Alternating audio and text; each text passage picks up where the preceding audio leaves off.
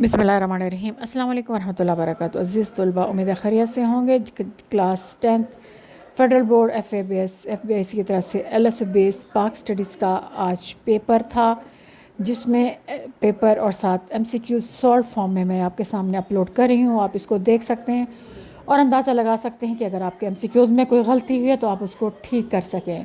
Class 10th FBIC federal board की तरफ से SLS बेस पाक स्टडीज़ का पेपर आपके सामने है, लेकिन इसमें बच्चों ने बताया है कि जो शॉर्ट क्वेश्चन थे वो एक्सरसाइज से नहीं लिए गए, बल्कि वो लॉन्ग क्वेश्चन के अंदर से बनाए गए थे।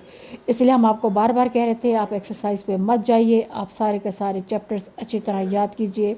लॉन्ग सिर्फ अंदर बनेंगे और शॉर्ट भी उसी के अंदर से ही बनेंगे।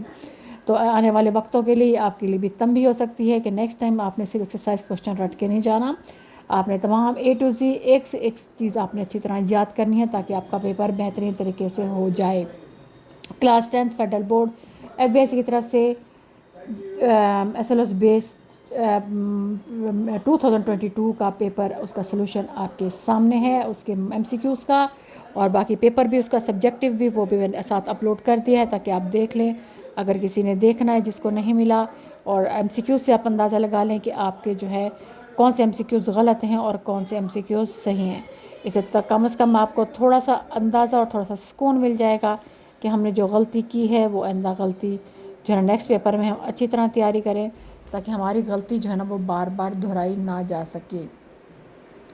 क्लास 10th फेडरल बोर्ड की तरफ से MCQs आपके सामने हैं, इनको देखिए, इन पे अपनी गलतियां जो है ना वो दुरुस्त कीजिए और जो है अल्लाह से दुआ कीजिए। अगर उसके बाद अगले पेपर की सुकून के साथ जो है ना वो तैयारी कीजिए। अगर इसमें गलती होगी है तो परेशान होने की ज़रूरत नहीं, अगर मेहनत की होती तो उसका फल भी ज़ाहिर अच्छा मिलना था, और अगर थोड़ी सी नहीं की मेहनत और कुछ चीज़ें याद की तो ज़ाहिर उसी हिसाब से रिज़ल्ट आएगा।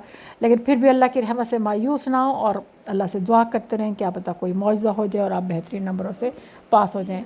इसका फ़ॉन्ट, इसका साइज़ बहुत बड़ा था इस पेपर का, इसमें उर्दू भी शामिल था, इंग्लिश भी शामिल था, इसलिए ये तस्वीर इस तरह ली गई है पिक, इसलिए आपको इसको स्क्रीनशॉट लेके इसको जूम करके देखना पड़ेगा, वरना ये ना दो हिस्सों में जो है ना वो आना था पेपर, तो ज़्यादा बेस्ट होता। उम्मीद है आपको ये अच्छी तरह समझ आ गया होगा। अल्लाह ताला आपको इल्म रिज़्क़ बरकत अता फरमाए और दीन और दुनिया की भलाई अता फरमाए। इसका स्क्रीनशॉट लीजिएगा और फिर इसको जूम करके देखिएगा, इंशाअल्लाह ताला आपको साफ क्लियर नज़र आएगा।